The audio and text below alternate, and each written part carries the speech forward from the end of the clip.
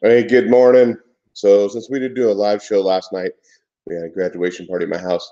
I thought I'd go and run through the books that I blasted or stashed, stashed for the week of June 6th. I got my coffee. I'm not even dressed yet. I got my jammies on, not even in my normal spot, just sitting in the living room, chilling out. And of course, I got feedback because I don't know what the hell I'm doing. Let me go back in here and pause this. There we go. Out of my element, I guess. So for the week of June 6th, I see Miss Hustle's in here, a little smiley face emoticon. Didn't even get my hair did for this show. Just kind of whatever, just do it. First book, Deadpool #1. I'm not a huge Deadpool fan. I think I mentioned that quite a few times in our live show, but this one was actually pretty good. I enjoyed it quite a bit. Um, the whole story is essentially Deadpool is trying to find his origin. Um, he's still a merc, but he's trying to find his origin. He goes through different origins through Spider-Man, Superman, and come to find out at the end that Deadpool is the one that actually killed Batman's parents, according to this story here.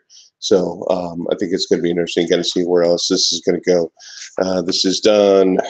Who is the artist and writer on this bad boy? Because it's not on the front. Whatever it is, got the Scotty Young cover. So that's actually a stash for me. I enjoyed it. Walking Dead #180. This is the last issue of the New World Order story arc. Really a letdown. I was hoping it would have some, you know, big grand ending, but the ending really is this Rick Grimes meeting the governor of the Commonwealth, and that's just it. They're disagreeing on how the city should be run. Rick kind of believes he should be in the middle with everybody else. He's no different, no better than anybody else. Yet the leader of the Commonwealth, Pam, I think it's Pamela, is saying, no, you need to be higher above. You need to set your place, a hierarchy, and then they're disagreeing and almost getting an argument. And that's how the book ends. There's no resolution. This is just the end of, and now they're meeting the two worlds, and maybe a war will start from here on out. I don't know. Kind of a letdown for this book, but I'll continue to pick up Walking Dead. Batman #48. What, one more issue till the wedding after this one? This is a whole Joker Batman story arc in the whole book. Um, so Joker is at the church. He's killing a whole bunch of people. Batman comes flying in, and they begin to fight, just like always. Joker ends up shooting Batman in the head, thinking he killed him, but of course, Batman has a Kevlar hood. It saves him, and Joker's going on his little spiel and remembering there's salvation, there's paradise. Head toward it, head toward God, and remember everything else is chaos. So, Joker kneels down to pray and asks Batman to sit down and pray with him, and Batman does, which I don't understand. I mean, maybe Batman thinks he can change. I mean, even after how many times he's fought the Joker, he knows the Joker's insane.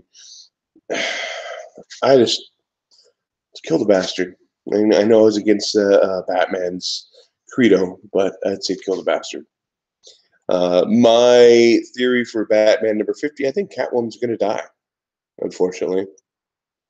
Here at the end of this issue, she's talking to herself. She hears the gunfire. She hears this.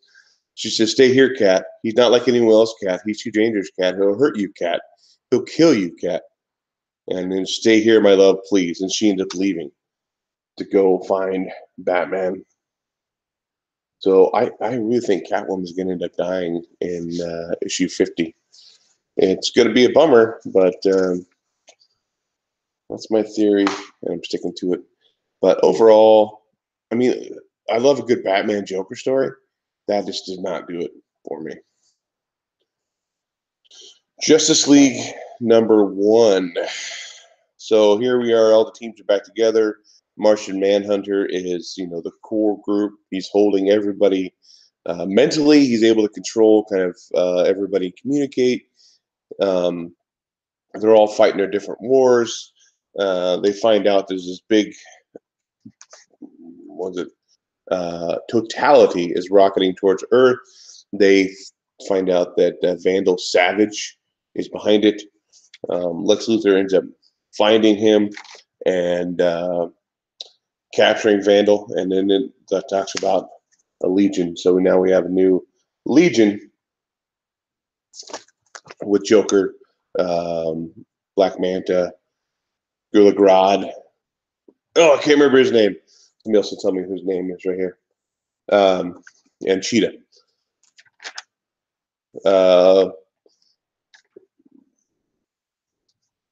Martian Manhunter has a vision back when he was a child, and he's kind of breaking, he's kind of losing it, and he really doesn't think he needs to be the leader of the group anymore.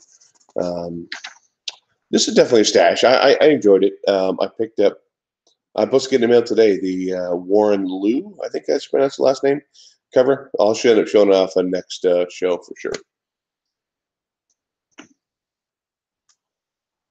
Book by Action Lab, Danger Zone, Aberrant. Hey, Sleepy, how you doing? This actually enjoyed this. I really enjoyed the cover. I mean, that's why I picked it up. But the cover's interesting. The whole story is a group of soldiers end up going to the Middle East. Was it Syria? Don't remember where they go in.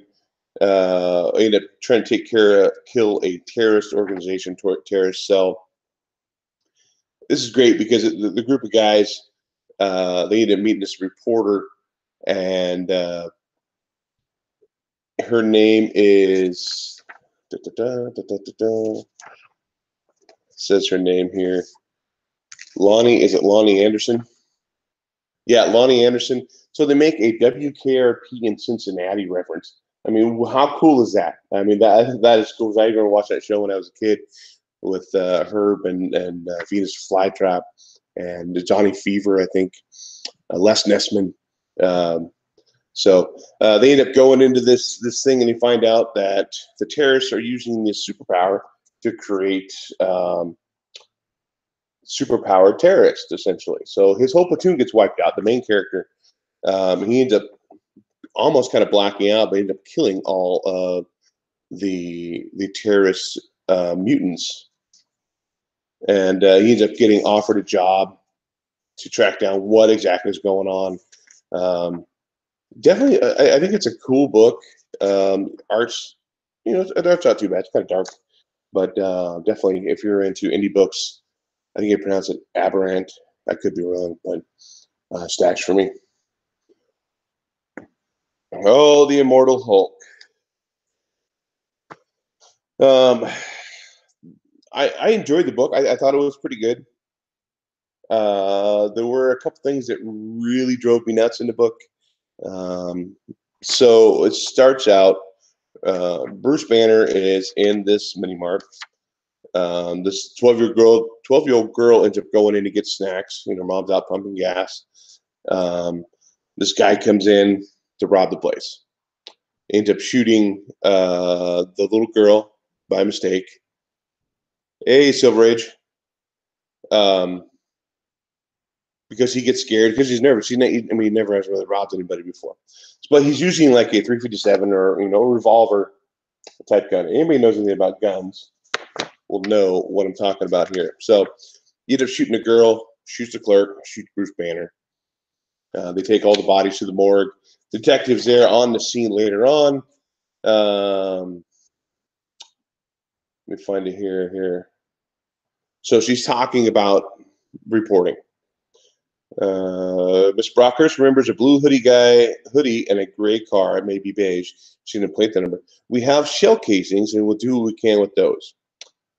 My big beef. I'm not a huge gun guy, but I know enough about guns that revolver does not expel their casings once they've been fired. They stay in. You have to pop open the chamber and dump them all out. So I don't know how they got casings from the site, and that was kind of like, I think, a lack of either communication between the writer and the artist, or maybe they're just not gun people.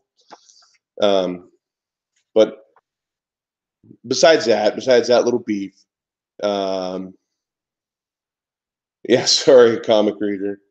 I had a lot of stuff going on in my family. We had a graduation. Two of my kids graduated high school last night, or on Saturday. We had a graduation party, so we decided not to go live. Um, we couldn't find out that kid that robbed the place is just doing it to pay off the debt essentially to these mobsters. Bruce Banner wakes up from the morgue and decides to go absolutely destroy the biker gang. Um, I thought this was a pretty good book. Other than that thing about the casings, they finding casings on the ground. Now, if it was like a 9mm or 40, they would find casings every time it shoots because they would kick the casing out on the ground. Revolver doesn't do that. So, thank you. That's two of them out. Two of them out. One's headed to college in Missouri, and one's headed to the military. So, let's go on to Drew's favorite book for the week, Man of Steel #2. Gotta flip through it here because I think I read it on last Wednesday, so it's been a while. So we still don't have a whole lot of information on where Lois and Jonathan is yet. This is kind of funny because the 64-page special was just talking about this in this video in our contest, saying that living in Metropolis, yeah, sure, you might have the chance of getting crushed by a giant toy. So here he is, Superman fighting a giant robot in the middle of Metropolis.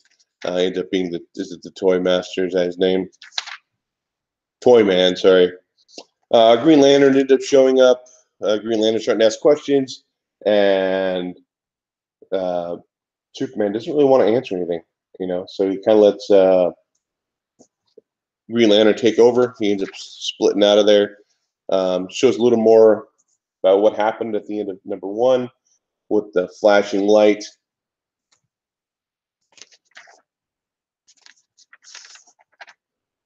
And then looks like Superman might be on a different planet. And I'm not sure if this is that main character at the end of the book here. I think he's headed to Earth right now to take care of the last Kryptonian.